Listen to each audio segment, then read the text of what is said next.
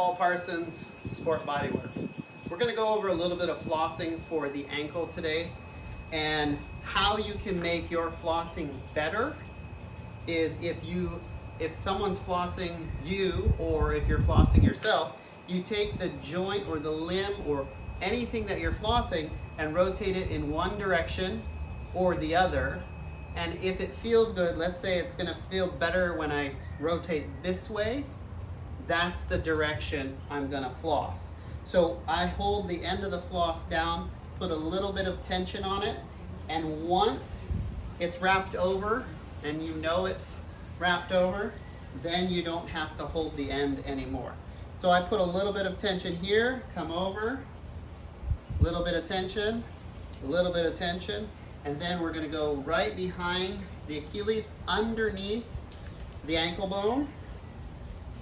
And each time I wrap, I'm going to overlap the floss by about half.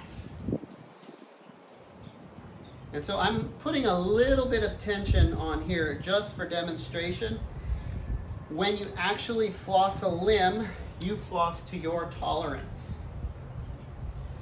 So some people are going to be able to handle more than others, and some people are going to be able to handle very little tension, because there's a lot of stretch in that floss. The more stretch, the more tension. Now we have a small ankle here, so I would end up wrapping almost to the knee. We don't need that. So all I'm going to do is go a couple more wraps, and then we just head right back down the ankle. Once it's fully wrapped, I'm going to have her flex, point her toes, and lift her toes. So that would be dorsiflexion and plantar flexion. Once you get to the end, you take that little tab and tuck it. And this stuff is pretty sticky, so it'll stick to itself. Go ahead and flex and dorsiflex.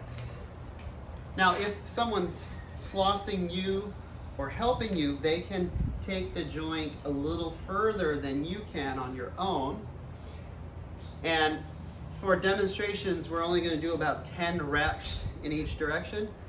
But if you're fit and you have a lot of stamina, or you want to get better faster, the more reps, the better. Movement under pressure is the key. Keep going. Come on. Let's get it going. And it's uncomfortable, to say the least. Now you're going to do circles, one direction and then the other. And you can help too if you're doing that. If you're not, it's just hard work. There's no real studies on flossing yet, but that doesn't matter because it works so good and so quickly. Now change their direction. If you could see her face, she's suffering a little bit, but it's so quick and the benefit is so amazing.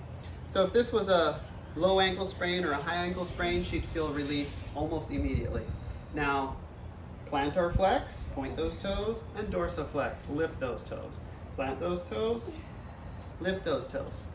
To make it the best scenario possible, you would do passive movement, someone else moving the joint. Then you would do active movement, you doing the joint. Then you would do resisted movement, where you're actually using body weight or some kind of resistance to get the range of motion. That's what works the best, I've found. So now we're gonna take it off. And this is simply how to floss an ankle. Now you can apply this on any part of the body. Go ahead and see how that moves. Is that better? Yeah. All right. Of course, it's freedom now. But if there was a calf issue back here or something on the side, we could start the floss here and wrap up to there. And if there's extra, come back down. So we're going to do a series of flossing videos going up the leg.